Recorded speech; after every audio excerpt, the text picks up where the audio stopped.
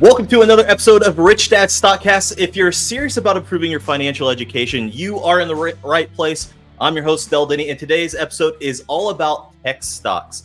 Now, before we dive in, don't forget to like, subscribe, and drop a comment below with your thoughts or questions. Your feedback always helps us to continue to bring the content that you want to hear. And if you're looking to elevate your financial knowledge, head over to stockcastbonus.com for free resources to guide you on your journey. Joining us today is our Rich Dad expert, Andy Tanner. Andy, welcome back to the show. It's good to be with you, Del. Exciting topic. I mean, there's so much to be unpacked here, so we'll do the best we can for sure. That's right. So let's jump into our topic, tech stocks. Let's ride the wave of innovation. We're going to talk about how investors can take advantage of the tech world's rapid growth to see some serious returns. And Andy, to get us started, can you break down some of the basics for us? Like, what should people be looking for when they're trying to understand the tech stock market, like spotting key trends? You know, AI is a big thing. So what should we be looking for when it comes to tech stocks? Well, I think I'd even back up further than that, Del. I mean, we can certainly talk about, the 4 pillars of investing because that applies to any stock and any business. But the reason I think the topic of tech stocks, even we back out of that further, is we have a lot of downward pressures in the market. We have some inflation. We see the SOM rules been triggered of unemployment. There's the Fed has dropped rates. Some people say that's a declaration of victory over inflation. Other people think it's preparing for defense against some rough water in the economy.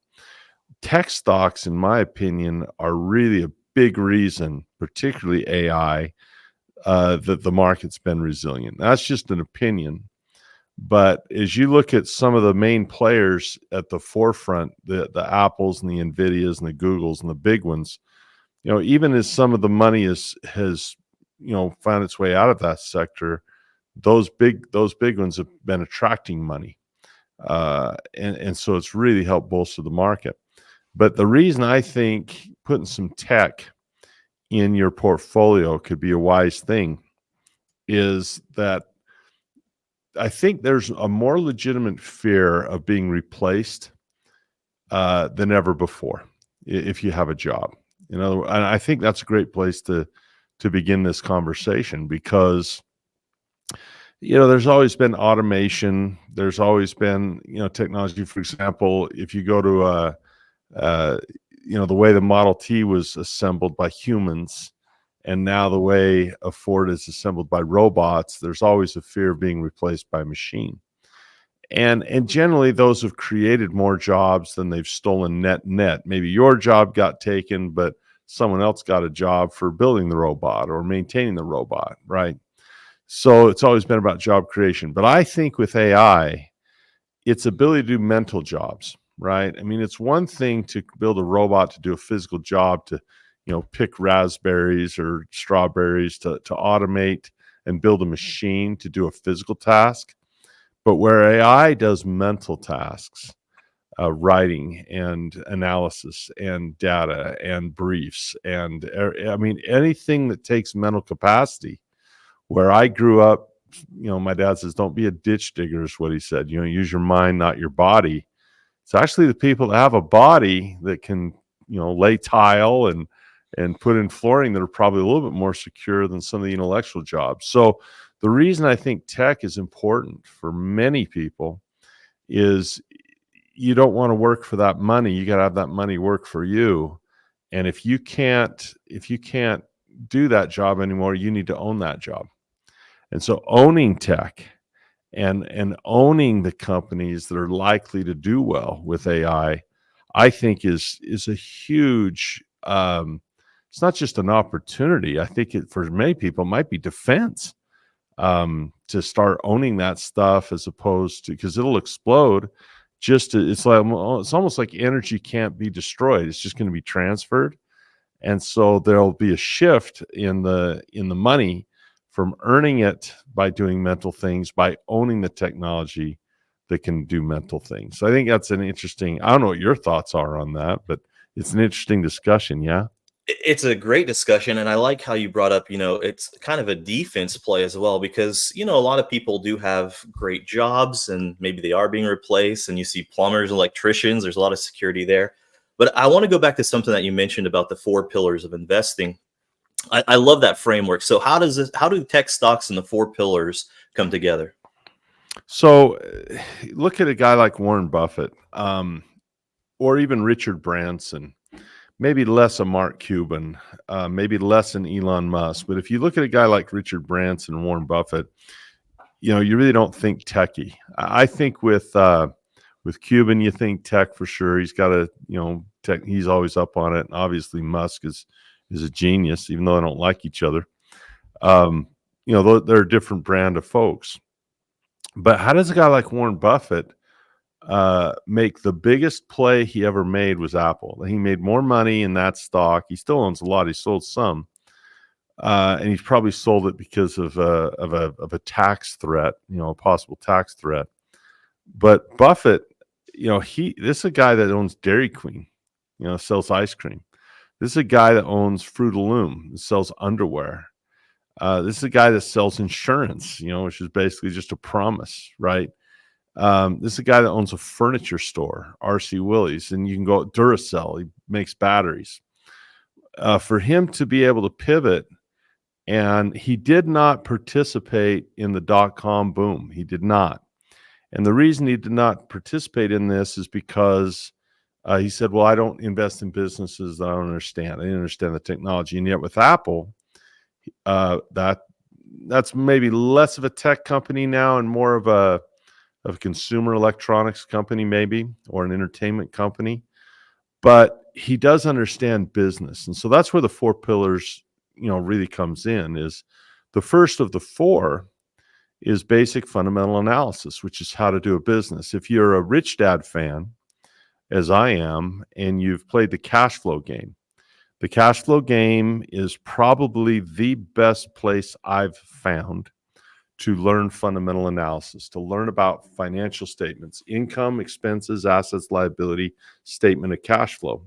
Those three statements, the income statement, the balance sheet, and the statement of cash flow, they make up, the basic financial statement. And when you can read those and understand how to find value in those, price is what you pay, value is what you receive. And so many people look at NVIDIA and see the price is going up and buy it because of the price. So they'll see Google going up and they'll buy it because they see the direction of the price. But that really doesn't speak to what you're receiving. Price is simply what you're paying. What you're receiving is basically a financial statement. It's assets of the company. You're inheriting liabilities of the company. The sales belong to you now. The book value belongs to you on the balance sheet. The price to earnings, price which you pay, earnings what you get. So all those valuations matter, and the growth and direction of those things matter. So fundamental analysis isn't exclusive to tech, but tech certainly falls within its domain, as all businesses do. So there's nothing special about tech in terms of doing a fundamental analysis on it. I just think the growth potential is huge. They're working so much in addition to AI.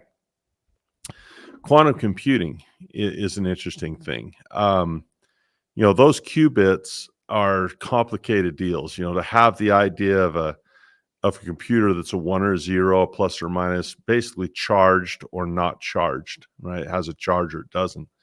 To have everything in between and to have a quantum idea of a bit where you have a 1 or a 0 and everything between those two, that's complex stuff. And they're a ways away from it. They're making some breakthroughs, but they're not stable machines yet. But they'll get there. There's just no question that with the amount of money they're putting in, they're going to design their own power plants to feed the energy they need to keep these things stable. It'll absolutely change cryptography. It's going to change AI. Quantum computing doesn't do things that a normal computer does. It's not for video games. It's not for so much the input output we're used to. Quantum computing solves problems. and it creates an ability to look at so many possibilities so quickly. So these things fundamentally, when you think about what you pay and what you get, tech is I think you're crazy if you don't have some tech. Now it's risky. So let's talk about the second and third and fourth pillar. The second pillar is technical analysis, where you learn about how are you going to trade a range on an option or a direction? How are you going to understand the market sentiment? So those first two pillars of fundamentals and technicals are simply information gathering. You're gathering information, you're getting intel, so you can understand where you're at in terms of what you're receiving and where you're at in terms of what people are willing to pay for those things. Price is what you pay, that's technicals.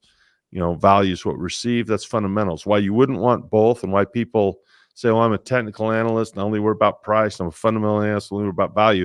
Price and value work together. Price what you pay, value is what you get. So those are the first two. The third is how you position yourself. Are you going to position yourself with ownership? Are you going to position yourself by trend? Do you want dividends? Do you want premiums? How do you want to create cash flow and receive cash flow from your position? Then finally, and with this one, tech is huge, as is pharmaceuticals. Tech has a higher volatility in it than most industries, right? It's very much like pharmaceuticals, in my opinion, in that in pharmaceuticals, you have a lot of make or break things. You have boom or bust. You have huge R&D in the pharmaceutical industry. And if that cancer treatment doesn't cure cancer or help, or the FDA doesn't approve it, it's a massive investment that can flop. I don't think tech's quite that bad, but it's similar in that the amount of money being invested, if it's a bust, can kill you. So I don't know that you go all eggs in one basket. But the idea of exit strategy, the idea of hedging, the idea of position sizing, the idea of scaling in, all of those risk factors come into play. So the four pillars of fundamentals, technicals, cash flow, and risk management apply to tech every bit as importantly as any other company does. That's kind of a long-winded answer, but the four pillars, it transcends industries, it transcends economies, it transcends languages. Every business, every entity on planet Earth, from the Boy Scouts of America to your church, to your school, to your household, to a business, to a government, they all have fundamentals. They all have income, expenses, asset, liabilities. So the four pillars transcend asset classes. It applies to real estate every bit as much as it applies to stocks. It applies to government every bit as much as it applies to households. So tech is not unique in how we analyze it. We analyze it just like any other business. Right now, as you look through the lens of the four pillars, what do you see for the tech industry?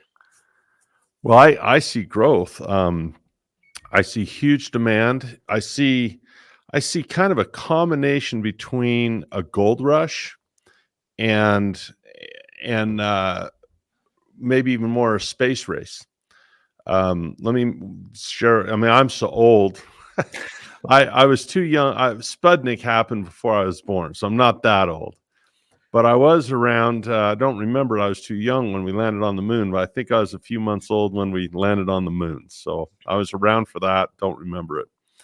But when Sputnik went across the sky and the Russians had Sputnik, John F. Kennedy says, look, we'll go to the moon and do the other things, not because they're easy, but because they're hard. We choose to go to this moon in this decade. And it started a space race where the public support for NASA was unbelievable. I mean, they were, 5% of the budget? Can you imagine NASA being 5% of the budget today? No way. It's why, it's so hard to go to the moon today, is people like, well, we went to the moon, 50 years ago. Why can't we go today, or however long it was? The reason we can't go today is we don't have the money. We just don't have the public isn't going to support a NASA. And you've got SpaceX and Northrop Grumman and Boeing, private companies bidding for this stuff. So it's a lot harder. But the energy of the space race is kind of how I feel the energy of AI is now. there is a space race between countries for AI, and China has some huge advantages. I've done a lot of podcasts with experts on China recently, and China, AI is driven by data. In other words, you feed it data. The more it's like nutrition for AI. So when you have billions of people and you have no privacy laws, you can get information on their cell phone charging habits. You can get information on where they go and what they buy with their money and how they eat. And when you have no privacy and you have that amount of data and that amount of people, it's like a 5A high school playing a 1A high school. They're just bigger. And so China has a huge investment and dedication to cryptography and AI, and they'll steal everything. They don't see it as stealing. The way China sees tech is the way I play basketball. One of my favorite players of all time is an older player named John Stockton, who still holds the record for the most stolen basketballs. And every time he steals something, I think that's awesome. That's not dishonest. It's gamesmanship. And that's the way they see it. They don't see it as thievery. They see it as, hey, we just got another steal. You stole this. Just like stealing a basketball. It's not a moral thing for some of them, not everyone, but some of those guys. It's just gamesmanship. So that's not a knock on China. It's just they just see the world differently. They're not a culture. It's just different. And so they're gonna go after AI, and the United States and Russia and these other European powers. It's a space race for AI. So when you ask me what I see in the future of it, I see a lot of money being spent on it. I see a lot of development. When you put that kind of energy and that kind of money and that kind of passion, that space race urgency on the fear side, right? Because you're scared someone else is going to get to the moon first, right? There's a fear there. And then you have the gold rush side is the winner. The spoils are unbelievable. So you have both a fear element of missing out or someone there getting it first, and you have a greed element.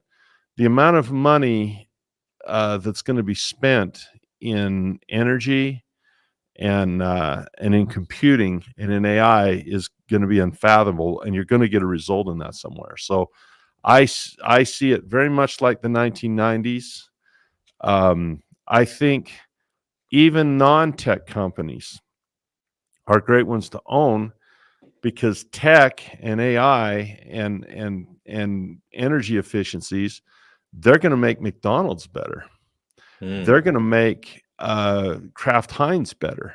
They're going to make all companies better. So it's not just tech. It's shifting. Like right now, it's so important for people, I think, to shift from working to ownership more than it's ever been before. That the more you own and the less you work, the more protected you will be, because tech will benefit the owners far more than the workers, in my opinion. I think the middle class divide and that destruction of the middle class is going to continue. And whether you own or whether you work is kind of going to be one of those determinations. Pick a side. Pick a side. And so, buy as much as you can, as fast as you can. And more importantly, learn how to buy, learn the 4 pillars, learn how to buy things, and learn how to defend yourself, because there's going to be some losers along with the winners. But if you don't play at all, you won't win or lose, but you certainly won't win if you don't play. 100%. Well, let's do this. Let's take a quick break, but listeners, don't go anywhere. So far, we've explored how tech stocks have shaped our innovation and the trends going forward. So when we come back, we'll dive deeper into how you can actually implement strategies to ride this wave that Andy's been talking about. Stay tuned. So far, it's been great. I needed a source where I could really enrich my education through stocks. I didn't really have an avenue for it, and it's helped me a lot. The simplicity has really gotten me on the track to where I enjoy the learning as well as it's really solidifying in my mind. And like, they're not just trying to sell you something, they really care about the people that are in the course, and they really do care about you and your personal goals, and what you want to do is to help you and your family and whatever your goals are in life through that. So it's really been great. Welcome back to Rich Dad Stockcast. I'm your host, Denney, and we've been diving deep into tech stocks and AI and how innovation is driving the market. Andy Tanner is still with us. Now let's get into some practical advice here, some strategies. Andy, for someone looking to tap into the tech sector, what are the first and, let's say, most important steps that they should take to position themselves for success? Well, you know my answer to that every time is it's going to be the same every time. We don't want to do things that we're not educated on. Everybody knows I'm going to answer it that way, because if you just, I don't like the advice culture. I don't even like the word advice anymore, because advice, if people want to take advice and go buy tech, that doesn't make you smarter. I often go and refer back to this idea. Andy, should I buy gold? If I say yes, what'd you learn about gold? If I say no, what'd you learn about gold? You don't know anything more about gold than you did 10 minutes ago. And if I say yes, things can change 5 minutes from now. It could change. So the advice culture is what makes Wall Street rich. That's what assets under management are. People need to delineate investing in stocks from investing in Wall Street. If you're Warren Buffett and you invest in stocks, you have nothing to do with Wall Street. They don't get a dime. You're a business owner. Those dividends go to you. There's nothing to do with Wall Street whatsoever. When you deal with Wall Street is when you hand them your money to manage it. Now you're investing in Wall Street. Now you're going to pay the fees. And why are you paying fees? Because they can buy them better than you, supposedly, right? Theoretically, according to them. So I hate the idea of advice. What advice can we give these guys? Well, get educated. There's your advice. Because if you start to look at gold and say, well, it's fungible, right? Okay, now, what's fungible? Oh, it means if you cut it in half, the parts will be equal. And one gold coin is equal to another gold coin. An ounce of gold is an ounce of gold. They're transferable. They're not, they're not unique. And now I'm starting to learn a little bit about its properties. Now I'm learning. Well, the same is true with stocks. I would not learn about stocks without learning about options. I can't imagine myself being involved in stocks without options. The stocks I have, I'm much more active in the options market as a seller of options and a buyer of options for protection around those stocks. They go hand in hand. So if someone wants to take advantage of tech, don't just say, well, Andy was talking about tech, I'm going to go buy tech. No, I'm going to learn about it.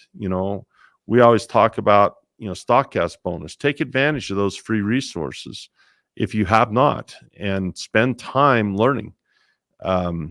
There's different ways to learn. There's coaches, there's classes, there's podcasts, there's books. There's so many ways you can invest your time to learn. That would be my advice. It wouldn't be about tech stocks. It'd be about learning. I love what Robert Kiyosaki says on this often, is people say, hey, what do you think about real estate? And people would normally, many people think he'd say, oh yeah, great, real estate, great. No, he doesn't. He asks this question, he goes, what do you know about real estate? Well, what do you think about crypto? What do you know about crypto? What do you think about tech stocks? What do you know about tech stocks? The success people will find in tech has nothing to do with tech. It has to do with the investor.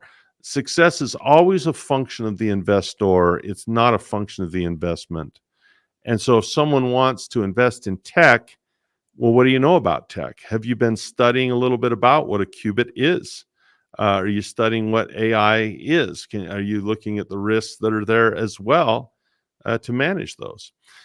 So advice, learn more, study about the businesses, study about where it goes, get your nose in newspapers and on the web and learn.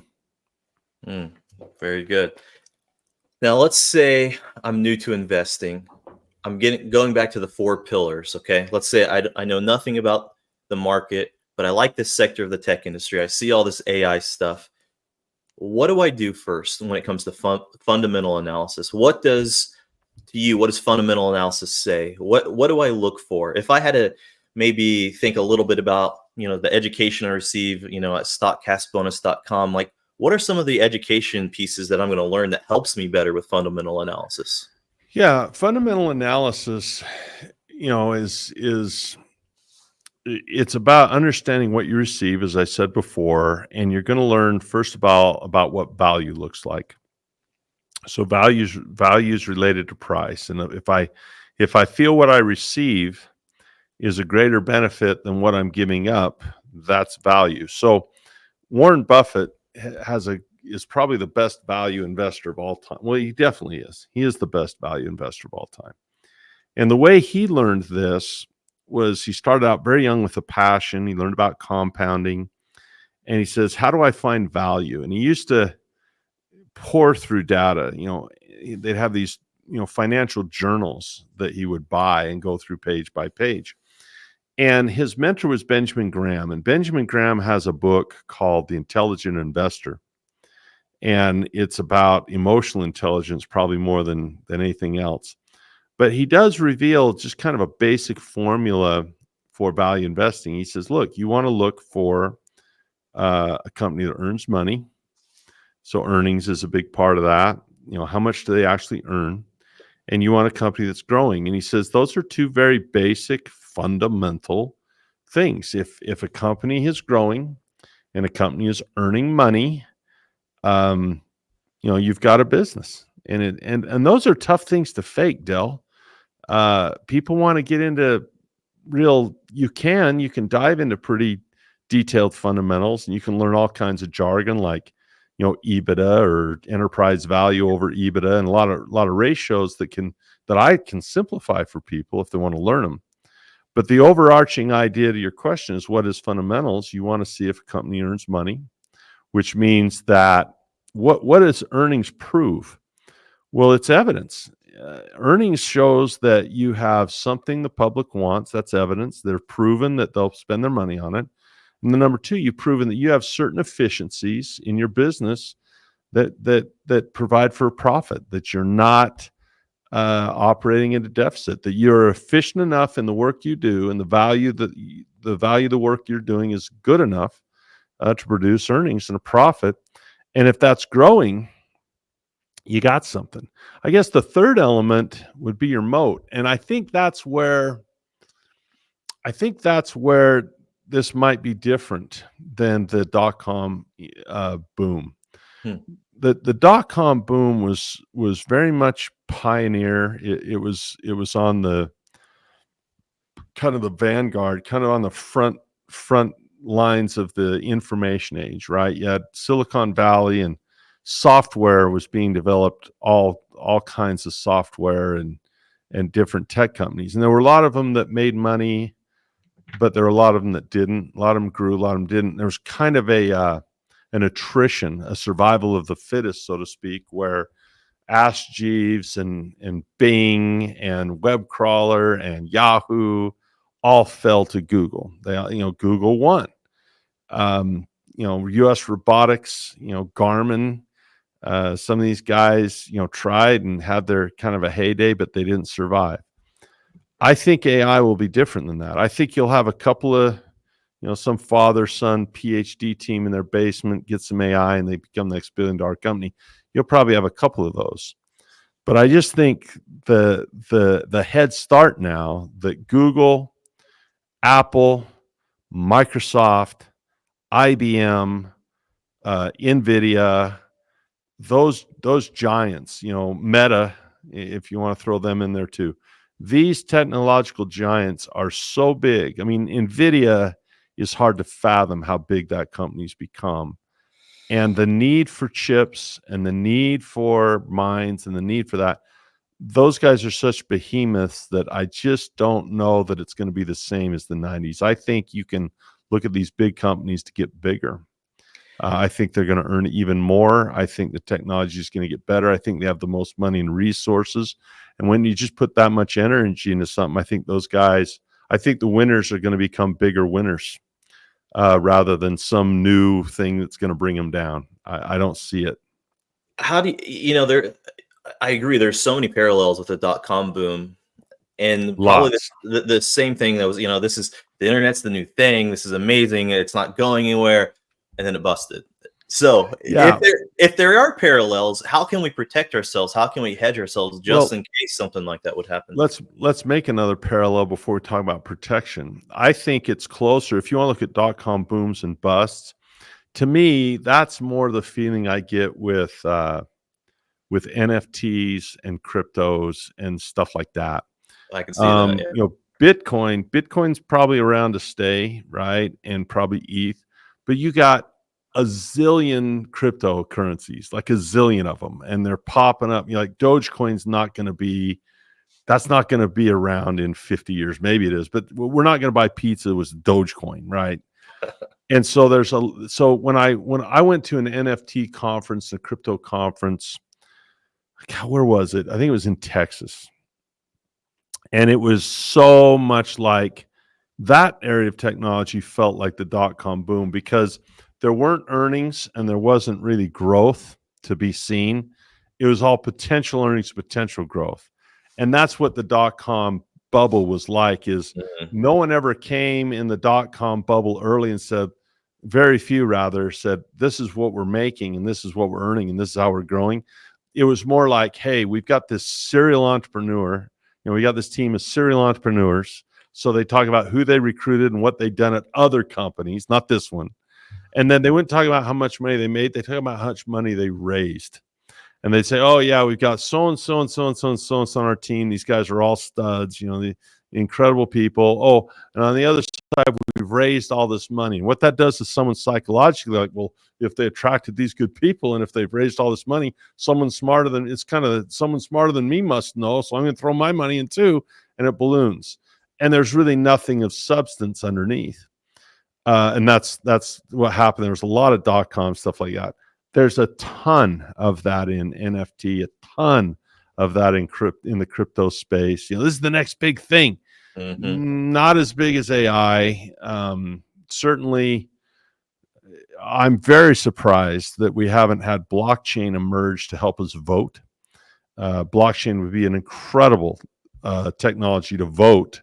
The open ledger and the verified ledger, the amount of verification is amazing. And so blockchain has its best days ahead of it. It'll find other applications for agreements. And I think DeFi is a technology that has some legs to it as well. I see a lot of middlemen in the financial industry that will hold tooth and nail to keep their middleman money, but there are a lot of middlemen in the financial industry that could be wiped out with technology. But quantum computing and AI, as a novice that's just trying to keep up and study as much as I can on it, those things are going to have legs. Those things are they'll figure that qubit out. They'll figure out how to stabilize it. They'll figure it out. And once they do, the cryptography and the problem solving, it's exciting about where it could go. So bottom line is this: where do you, to answer your question about risks, learn 4 pillars. Learn risk management. That's position sizing. That's hedging. That's options. It's scaling in. All of those types of defenses. If you want to exit, you can even, that's pretty bold, do an exit. Those are all learnable skills, so there you go.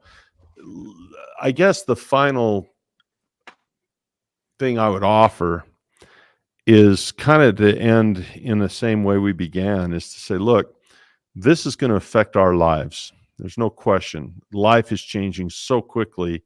I do not see that trend reversing. I do not see that trend slowing. I see it accelerating. And the one thing that is so important is ownership. Own your real estate. But real estate is always going to be, it's very fungible. A A 3-2 house that's 3,200 square feet is a 3-2 house that's, however many feet, 2,000 square feet. Neighborhoods change a little bit. Sure, great.